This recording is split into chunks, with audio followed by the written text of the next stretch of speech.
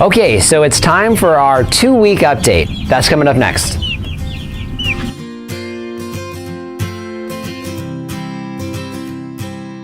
Hi everyone, this is Dwayne with Edge of Nowhere Farm, and we're coming to you here in the middle of March. It's actually March 14th. A bit of a breezy day today. We've got some really warm spring weather that's actually doing amazing for our fruit trees. But what we're actually talking about today is our meat chickens. So we've got our broiler chickens that are right at 2 weeks.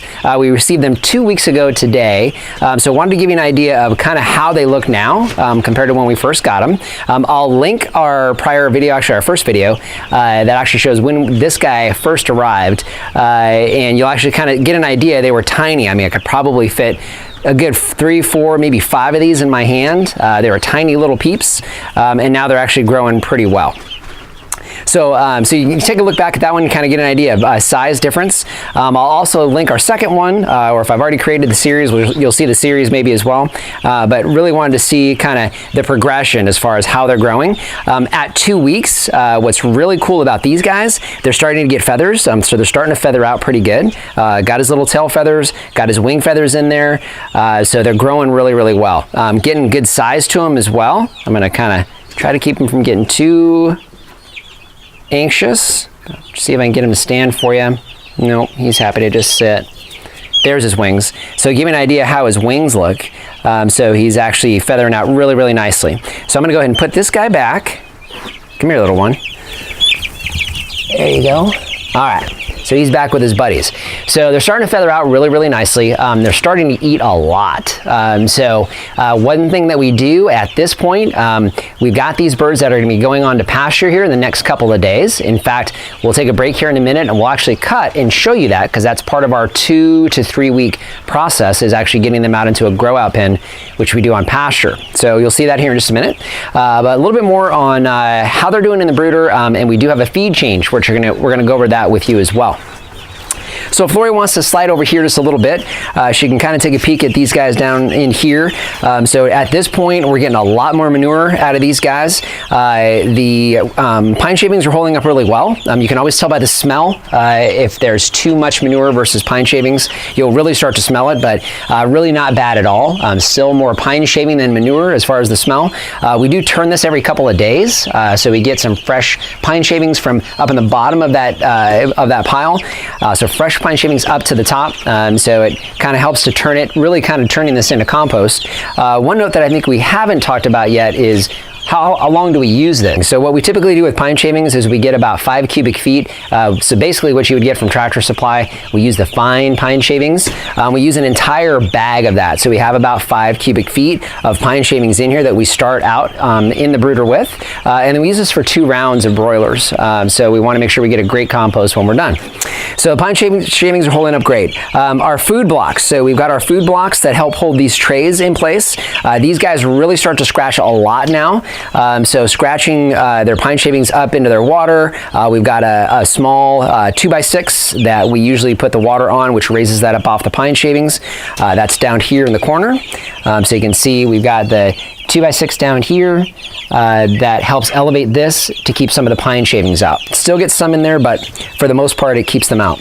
And then the blocks, we showed you those in the last video. Those are 4x4s that we have screws put down at the ends to hold the feeding trays in place. So we've raised those up now that the birds are getting bigger. And then what I wanted to go over with you real quickly as well is feed. So last time we were with you, we were still using the original feed that, if you look back at our first video, we go over exactly what feed that we're trying out this time. It's a 16% protein, so we started them right off the bat with a 16% protein. Still kind of playing around with how we want to start the birds, what we want to start them on, but this one worked out pretty well. So what we're going to be switching to now is pretty much our standard feed that we use for the rest of their lives. So for the next 6 weeks, we'll be using the same feed. So the feed that we're going to be using is made by a company called Bar Ale. Bar Ale is based out of California. This is actually their layer crumble. So the layer crumble is a non-GMO. It's soy and corn free. Also has some flaxseed in there. But the key again is no soy. Like we talked about in our first video, we don't do soy with our chickens at all. from birth until their final day, they get no soy, not a drop. There's no corn in this as well. Again, not as concerned about the corn for us here, but soy is a problem, so we don't use soy in any of our feeds. So we'll be switching over to this feed, and actually we're gonna start switching them today. So what we'll do is we're gonna mix these two feeds. So if Lori wants to slide in again, you get an idea of the consistency of these two feeds. So the first feed that we had is mash. So this is really just grain. It's almost reminds me of, I don't know, I mean, a whole wheat flour. It's a little thicker than that, but maybe a really finely ground cornmeal would be a good way to describe this. So some of you might, I don't know, maybe bread some catfish in and deep fry it or something. But looks more like a cornmeal as far as the consistency, so that's a mash. What we're going to is a crumble. So the crumbles, you can see here, crumbles are quite a bit bigger. So these guys here are basically just their pellets. They do make a pellet as well, but a pellet that's essentially just ground down. So, you know, the size of, I don't know really how to describe that, but maybe like a coarse rock salt, or maybe those rock candies. If you remember those rock candies, how those little crystals look, they're about that same size. So now that the birds are bigger, they actually would be able to get these into their mouth. I mean, obviously when they're little tiny guys, they'd have a much more difficult time. So now we need to talk a little bit about transitioning. So one of the things about these birds that makes them really easy, they are always hungry. So we can pretty much put almost anything in there and they're gonna pretty much eat it at this point. But we do want to make sure we transition them at least this first night, which is what we're going into tonight. So all we do is we just take the old feed, you can see it in here. So we take the old feed and we spread it in throughout these crumbles. That way the birds get used to the fact that this is feed. So they know that it's feed. Obviously it's in their feeding troughs, it's going to be on their feeding boards. So they're going to have a pretty good idea that it's feed, but this will make sure that they know what that taste is of their original feed that they've been on for the last 2 weeks, and it'll transition them into their crumbles, which is what we're going to be doing now. So we'll get those covered up and back on the boards. So I think that's pretty much it. Oh, one other thing, heat. So at this point, these guys, really over 2 weeks old, but we've had them for 2 weeks. These guys can now take pretty much our daytime temperatures. So one thing that we will start doing is we'll start watching the heat lamps during the day. Now we are supposed to have a little bit of a cold spell, which for us in Arizona, that just means mid-60s. But it's going to be 65 to 70 degrees as high temps for the next couple days. These guys are still a little young for that, and we don't want them crowding each other because they're starting to fill out the brooder quite a bit. So we will keep the heat lamp on them definitely at night, and then eventually we'll start transitioning them from an all-day heat lamp to maybe only in the evenings, and we'll show you that as we go. So that's about it for the brooder setup. We've raised the heat lamps to lower the temperatures overall in here. They're huddled right now because they're afraid of me. So I've kind of freaked them out. So we're gonna get the feed in here and let them get settled. So what I want to do now is we're going to take a quick break for you. It's going to be a couple days for us, but we're going to take a quick break for you. And what we're going to show you is we're going to actually show you what we do once we start running out of brooder space, which we're getting close to now, how we utilize our chicken tractors to actually become a grow out pen for the next couple of weeks. So let's take a quick break and we'll come back and show you that next. Okay, so welcome back. It's only been a second for you guys. It's been a few days for us. So today's Saturday, or excuse me, no, it's Sunday. Let's try Sunday. Today's Sunday. So today's Sunday, it's March 18th, and we are going to be moving these little guys into their grow out pen. So if Lori wants to slide in here, what we've got is just got a blue tote, a nice big tote. But if you want to look in here, you can see they're kind of freaked out. So we've got them huddling over here, but they're starting to get pretty big. Definitely getting to the point where they're a little too big for our brooder. They're obviously the manure is really starting to pile up. So what we're going to do is we're going to take them from this brooder, from the small brooder, where they've been nice and warm, and we're going to move them to a grow out pen. So all we're going to do is we're just going to take each one of these little guys, put them into this tub, and we're going to transfer them over to our grow out pen. We're going to show you that next.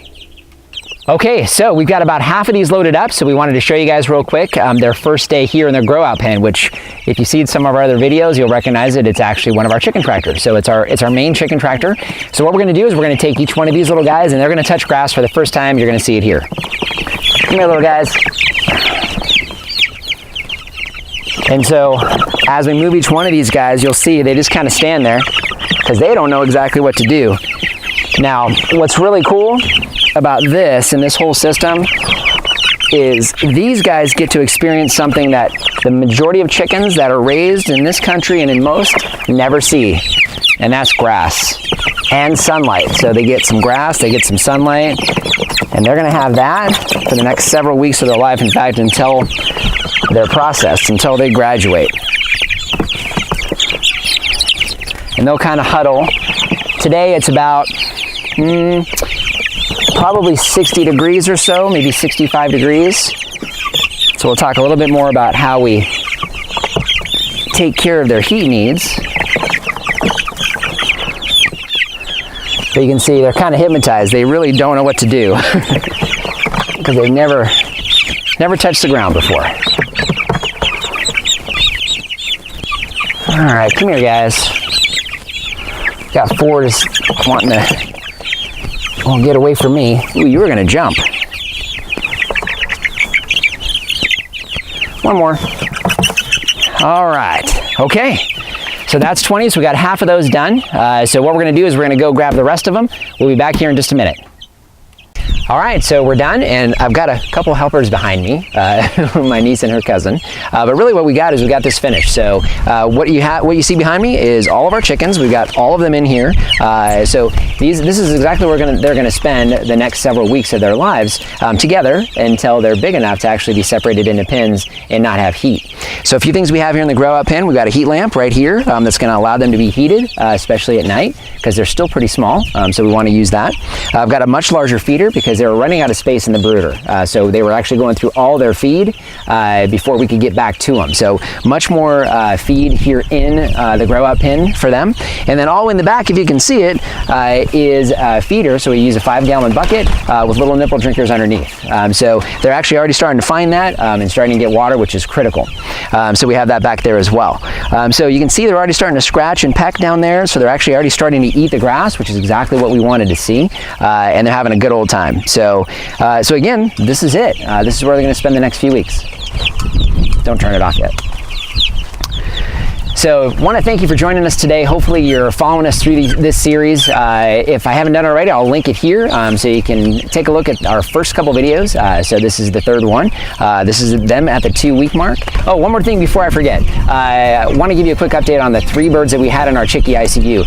Out of those 3 birds that we started with there, all 3 of them survived. So we're super excited to see that happen. That's the first time we've had that happen. So they're actually in here with their brothers and sisters. So they survived that chickie ICU. So that was great news.